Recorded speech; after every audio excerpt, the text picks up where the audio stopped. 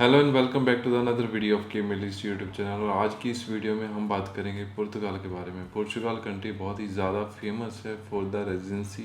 बहुत सारे लोग बहुत सारे सालों से पुर्तगाल में जाके रेजिडेंसी परमिट लिया है, वो चाहे किसी भी स्ट्रीम में हो, चाहे वो आर्टिकल 88 हो, 89 हो, D2 वीज़ा हो, D7 वीज़ा हो, गोल्डन वीज़ा हो। पुर्तगाल बहुत सारी इमिग्रेशन पॉलिसीज़ हैं जो मार्केट में लेके आई है। और यूरोप के अंदर अगर हम बात करें, शेंगन के अंदर Portugal is the hot selling product. और वहाँ पे हमारे एसोसिएट्स भी हैं, वो वहाँ पे आपको पोस्ट लैंडिंग सर्विसेज सारी देते हैं TRC अप्लाई करने के लिए, चाहे वो D2 वीज़ा हो, D7 वीज़ा हो। तो आज की इस पर्टिकुलर वीडियो के अंदर हम बात करेंगे जो इनका नया प्रोडक्ट है, जो कि पुर्तगाल जॉब सीकर वीज़ा।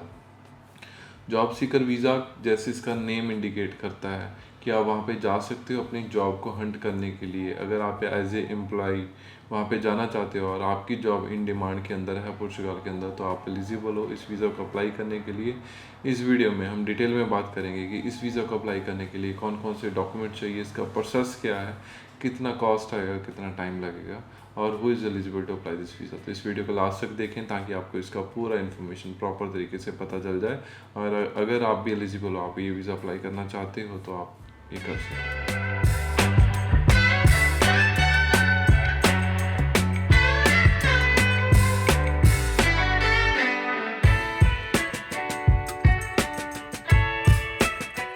तो सबसे पहले हम बात करते हैं who is eligible to apply this visa. First of all education की हम बात करते हैं। इसके अंदर एजुकेटेड पीपल ही एलिजिबल हैं। अगर आपकी क्वालिफ़िकेशन कम से कम ग्रेजुएशन है तो ही आप इस वीज़ा में आओ, इस वीज़ा में आके अप्लाई करो। जो भी बंदे 8वीं 10वीं 12वीं पास हैं तो इस वीज़ा के अंदर ना जाओ, बिकॉज ये वीज़ा सिर्फ प्रोफेशनल स्ट्रीम के लिए ही है।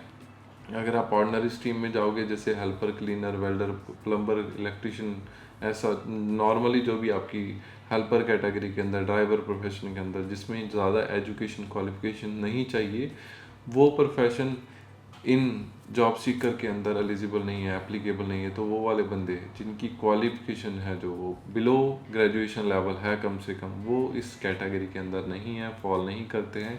उनके लिए अलग कैटेगरी है जिसको हम बोलते हैं शेंगन वीज़ा। आप विजिटर वीज़ा जाके लेके अपनी रेजिडेंसी परमिट, जिसको TRC बोलते हैं, TRC अप्लाई कर सकते हो।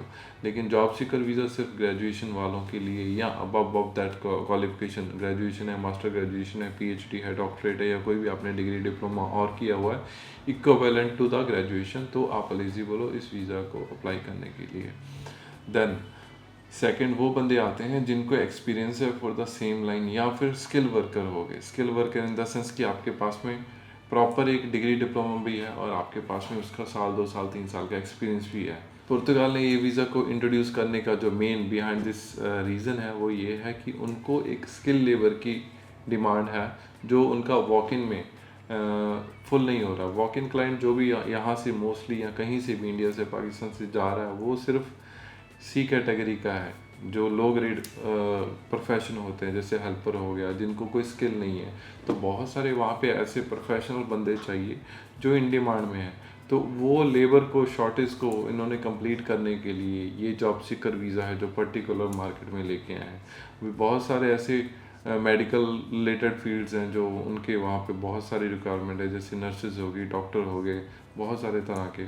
और इसके बाद में साइंटिस्ट हो गए, या हम बात कर लें कि प्रोफेशनल IT प्रोफेशनल जो हो गए, जो वेबसाइट बनाते हैं, या ग्राफिक डिज़ाइनर हो गए, वो हो गए। और उसके बाद में हम बात करें साइबर सिक्योरिटी की, ये बहुत ही ज़्यादा इन डिमांड वहाँ पे जॉब प्रोफेशन है। अगर आपको साइबर सिक्योरिटी की नॉलेज है तो वो आप जा सकते हो। अपार्ट फ्रॉम दिस, अगर आप मैकेनिकल फील्ड के अंदर हो, आपके पास में कोई अच्छा सा डिग्री डिप्लोमा है मैकेनिकल का, और एक्सपीरियंस भी है, जैसे इलेक्ट्रिशियन, प्लम्बर, कारपेंटर, मैसन, ऐसा कुछ मैकेनिकल टेक्निकल फील्ड है आपके पास में, आपको एक्सपीरियंस भी है, then you are also in demand over there. तो आप भी अपने प्रोफेशन के साथ में, अपने डिग्री डिप्लोमा के साथ में वहाँ पे जॉब सीकर वीज़ा है जो वो अप्लाई कर सकते हो। Now let's talk about the process कि आप इसको कैसे अप्लाई कर सकते हो। अगर आप फॉल करते हो इस प्रोफेशन के अंदर, तो आपका जो पूरे डॉक्यूमेंट्स हैं, आपका एक्सपीरियंस लेटर है, आपका एक अच्छा सा बना के CV, और आपके क्वालिफिकेशन के पूरे डॉक्यूमेंट, वहाँ पे एक गवर्नमेंट वेबसाइट है लेबर मार्केट की, लेबर की, IEFP, आपको लिंक उसका डिस्क्रिप्शन में मिल जाएगा। तो उस वेबसाइट के अंदर आपको अपने पूरे डॉक्यूमेंट हैं जो वो ऑनलाइन अपलोड करने हैं, देन फर्दर वहाँ की लेबर मार्केट एक्सेस करेगी कि आपका प्रोफेशन हमारे ऑक्यूपेशन के हिसाब से इन डिमांड में है या नहीं है। अगर आपका प्रोफेशन उनको इन डिमांड के अंदर है तो वो आपको एक इनविटेशन दे देते हैं, invitation to apply for job seeker visa of Portugal. तो once you get this invitation letter from the government of Portugal, तो आप इसकी हेल्प से अपना वीज़ा एप्लीकेशन प्रोसेस कर सकते हो। अभी वीज़ा एप्लीकेशन प्रोसेस करने का एक अलग तरीका है, उसके लिए आपको अपॉइंटमेंट लेना पड़ेगा। तो आप जिस भी कंट्री से हो, चाहे आप इंडिया से हो, पाकिस्तान से, यूएई में हो या किसी भी गल्फ रीजन से हो, आपको फाइंड आउट करना है पोर्चुगल एम्बेसी या फिर वीएफएस ग्लोबल पोर्चुगल। यहाँ पे आपको लॉन्ग टर्म वीज़ा के लिए, डी कैटेगरी वीज़ा के लिए अपॉइंटमेंट लेना है, बिकॉज ये वीज़ा का जो वैलिडिटी है कम से कम है 4 मंथ्स। जो आपको वीज़ा इशू होएगा ये आपको 4 महीने का वीज़ा इशू होता है। इनिशियली आपको 4 मंथ का वीज़ा मिलता है जो कि फर्दर एक्सटेंडेबल है अप टू 2 मंथ्स मोर, यानी कि ओवरऑल 6 मंथ तक। इस वीज़ा में आप वहाँ पे जाके 6 महीने तक रह सकते हो। पहले 4 महीना मिलेगा, अगर आप 4 महीना में कोई भी जॉब वहाँ पे हंट करने के लिए नहीं आपको मिलेगा या कोई जॉब आप एलिजिबल नहीं होगे, आपको कोई ऑफर नहीं मिला, कोई जॉब ऑफर नहीं मिला, still you can carry on. 2 महीने के लिए आपको एक्सटेंशन मिल जाता है, तो ओवरऑल आपको 6 मंथ इस वीज़ा के अंदर आप रह सकते हो। अगर 6 मंथ में भी आपको कोई भी जॉब वहाँ पे नहीं मिला आपके प्रोफेशन के रिलेटेड, तो आपको वापस आना पड़ेगा अपनी होम कंट्री के अंदर, अपनी रेजिडेंस कंट्री के अंदर। ये इसका टोटल प्रोसेस है। अप्लाई करने की हम बात कर रहे थे, तो उसके लिए आपको अपॉइंटमेंट लेना पड़ेगा वीएफएस ग्लोबल पोर्चुगल में, या फिर बहुत सारी कंट्री में क्या है डायरेक्टली आपको एम्बेसी में जाना पड़ता है। डी कैटेगरी वीज़ा का अपॉइंटमेंट लेना पड़ेगा। अपॉइंटमेंट इसका पेड होता है यूजुअली। तो अपॉइंटमेंट बुक करने के बाद में आपको प्रॉपर वीज़ा एप्लीकेशन बनानी पड़ेगी, जिसके अंदर आपको बैंक स्टेटमेंट मैंडेटरी है। जॉब सीकर के अंदर जो सेकंड इंपॉर्टेंट डॉक्यूमेंट है, आपकी अप्रूवल के बाद में, अप्रूवल आपकी डॉक्यूमेंट के ऊपर होती है। तो जैसे आपको पता है कि ना तो हम विजिटर वीज़ा के ऊपर जा रहे हैं, ना ही हम वर्क परमिट के अंदर जा रहे हैं। बैंक स्टेटमेंट हमको मैंडेटरी है 6 मंथ का, मिनिमम 3 मंथ का है, 3 मंथ भी एक्सेप्टेबल है, पर 6 मंथ का बैंक स्टेटमेंट रिकमेंडेड है इस वीज़ा के लिए। 6 महीने का आप अपना रिसेंट बैंक स्टेटमेंट दिखाओ, उससे क्या होएगा, उसमें बैलेंस जो आपको दिखाना पड़ेगा, बैलेंस भी आपको दिखाना पड़ेगा रफली 15,000 से 20,000 दिरहम मिनिमम। 15-20,000 अगर हम इंडियन रुपीज़ में बात करें तो कम से कम 4 लाख के करीब में आ जाता है।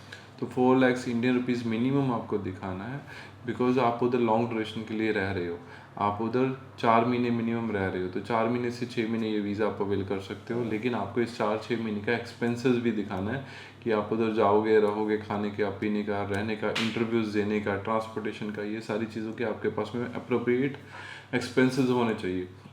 अगर आपके पास में फंडिंग नहीं है, आपके पास में कोई सेविंग नहीं है, तो आप ये वीज़ा एलिजिबल नहीं हो, आप अप्लाई नहीं कर पाओगे अगर आपके पास में प्रॉपर मेंटेन्ड बैंक स्टेटमेंट नहीं है। और उसके बिना आप जिस भी कंपनी से काम कर रहे हो एट प्रेजेंट, अगर आप किसी कंपनी के एम्प्लॉय हो, उससे एक नो ऑब्जेक्शन सर्टिफिकेट लेना है। अगर आपका खुद का कंपनी है तो आप उसका कंपनी के डॉक्यूमेंट्स लगाने हैं, जैसे ट्रेड लाइसेंस हो गया, उसकी टेनेंसी लेटर, पैड स्टैम्प, और आपका कोई लोकल है या सेकंड पार्टनर है उससे एनओसी लेटर चाहिए। ये आपके पर्सनल और कंपनी के डॉक्यूमेंट हो गए, आपकी पर्सनल बैंक स्टेटमेंट होगी। इसके बिना अनदर पार्ट है आपका, वहाँ पे जो आप जॉब हंट कर रहे हो, अगर आप वहाँ पे किसी ना किसी जॉब कंसल्टेंट को, जो जॉब प्लेसमेंट करवाते हैं, रिक्रूटमेंट एजेंसीज होती हैं, उसको जानते हो, उससे आप प्री अप्रूवल या इनरोलमेंट लेते हो, वो आपके लिए बहुत ही अच्छा हो जाएगा। पोर्चुगल के अंदर बहुत सारे ऐसी कंपनी हैं जो जॉब हंट करवाती हैं, पैसा लेती हैं डेफिनेटली, लेकिन आपको कहीं ना कहीं जॉब दिलाएंगी, ऐसा वो आपसे कमिटमेंट करती हैं। तो अगर आप इस वीज़ा को अप्लाई करने से पहले किसी न किसी जॉब रिक्रूटर से, जो कि वहाँ पे रजिस्टर्ड एक जॉब रिक्रूटर होना चाहिए, उससे अप्रूवल ले लोगे या उससे रजिस्ट्रेशन फ़ीस दे के उसके अपना रजिस्ट्रेशन कर लोगे कि हाँ जी हम इधर आएंगे, आप हमारी हेल्प करोगे जॉब लेने के लिए, तो उसकी भी एक इनविटेशन आ जाएगा आपको उसके लेटर पैड स्टैम्प के ऊपर टाइप करके। वो भी आपके लिए बहुत आसान हो जाएगा इस वीज़ा को लेने के लिए। या फिर खुद आप अपने बिहाफ पे किसी भी एम्प्लॉयर से, किसी कंपनी से, एग्जिस्टिंग से, जो आपके प्रोफेशन के रिलेटेड है, आप ऑनलाइन या इंटरव्यू या किसी भी तरीके से बाय मेल आप उससे बात कर लो। कोई ना कोई कंपनी अगर आपको इंटरव्यू के लिए बुलाती है, जॉब कमिटमेंट नहीं, एक आपको अप्रूवल देती है कि हाँ आप फिज़िकल आओ, हम आपकी इंटरव्यू लेंगे, प्रैक्टिकल इंटरव्यू में अगर आप पास होते हो तो हम आपको जॉब देंगे। ऐसी आपके पास में कोई भी एविडेंसेस 1 2 3 4 आप अगर कर सकते हो तो आपके लिए बहुत ही ज़्यादा हेल्पफुल होएगा। फोर्थ, आपकी एज इसमें बहुत ज़्यादा मैटर करती है। अगर आपकी उम्र 45-50 साल से ज़्यादा या 45-50 साल तक है मैक्सिमम, तो मेरे ख्याल से आपको ये वीज़ा अवॉइड करना चाहिए। तो आप ये वीज़ा नहीं अप्लाई करो, क्योंकि आफ्टर 40-50 ईयर्स वो वेलकम करने के लिए एग्री नहीं होते हैं, बिकॉज उनको पता है ये बंदा इधर आएगा, 5-6 साल जॉब करेगा, काम करेगा, उसके बाद में रिटायरमेंट का एज आ जाता है। तो तब तक आपको पीआर पासपोर्ट मिल जाएगा, क्योंकि पोर्चुगल 5 साल में पीआर पासपोर्ट दे देती है।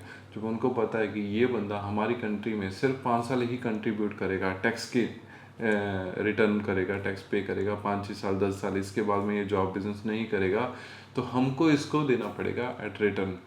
तो उस चक्कर में वो आपकी अगर एज एक्सीड कर चुकी है 45, तो आप इसमें ना अप्लाई करो, वो अच्छा है। अपार्ट फ्रॉम दिस आप शेंगन वीज़ा अप्लाई कर सकते हो और उसमें जाके अपना रेजिडेंसी परमिट है जो अप्लाई कर सकते हो।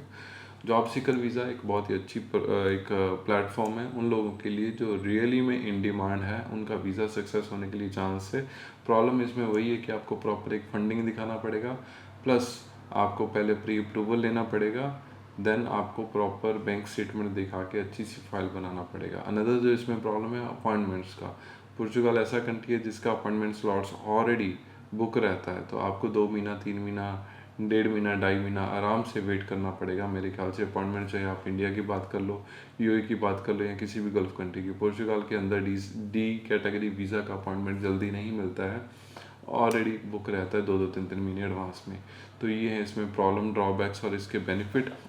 अगर आप भी एलिजिबल हो, आप इस कैटेगरी में फॉल करते हो, तो आप भी अपना पुर्तगाल का जॉब सीकर वीज़ा जो अप्लाई कर सकते हो। ये वीडियो इन्फॉर्मेटिव लगे, इसको लाइक करो, शेयर करो, ताकि सारे बंदे इसको देखें तो इसका इन्फॉर्मेशन ले सकें। हमारे इसी चैनल के ऊपर मैं बहुत सारी इन्फॉर्मेटिव वीडियो बनाता रहता हूँ regular basis related to the visa and immigration. इसको सब्सक्राइब कर लो, नोटिफिकेशन बेल आइकन को ऑन कर लो, ताकि कभी भी मैं कोई भी वीडियो अपलोड करूँ आपको उसका नोटिफिकेशन सबसे पहले मिल जाए। Thank you to watch this video.